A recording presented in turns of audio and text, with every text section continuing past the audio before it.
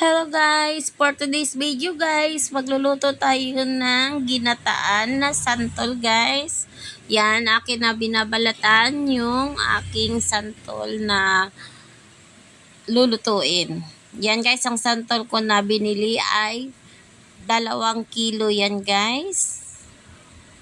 Yan, babalatan lang natin siya lahat guys para tanggalin natin mamaya yung kanyang buto pagkatapos natin mabalatan.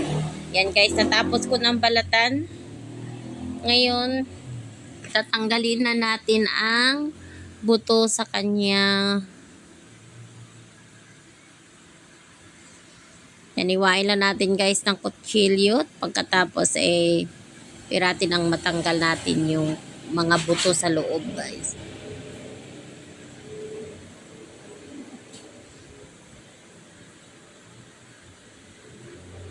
Yan, pagkatapos natin guys matanggal yung mga buto, atin naman siyang hihiwain guys ng cubes lang or pa-square, 4 na hiwa guys.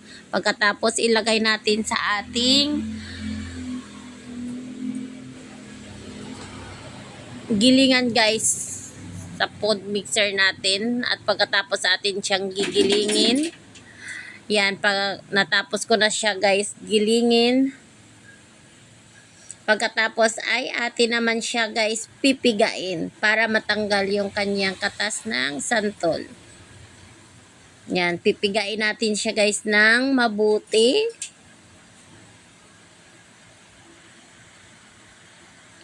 Yan, kakatasin lang siya natin ng todo guys para matanggal ang kanyang katas.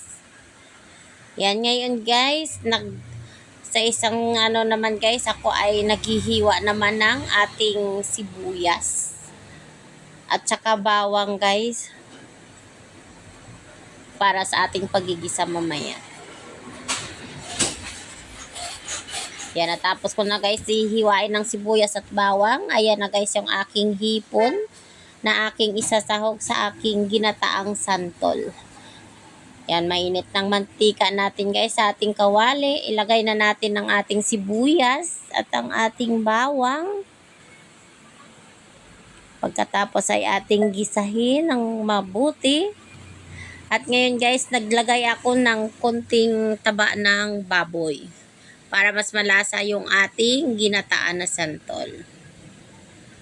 Yan, igisa lang natin guys. Tapos ating takpan para crispy ng konti yung ating taba ng baboy. Ngayon, tama na ang pagka-crispy ng ating taba ng baboy pagkagisa. Ilagay na natin yung ating pangalawang gata.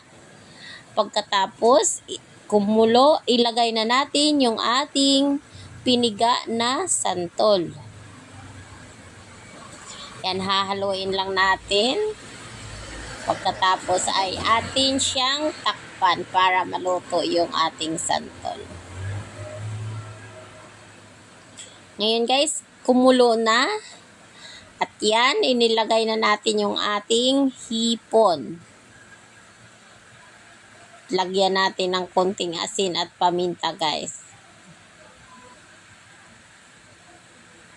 Pagkatapos takpan lang natin siya.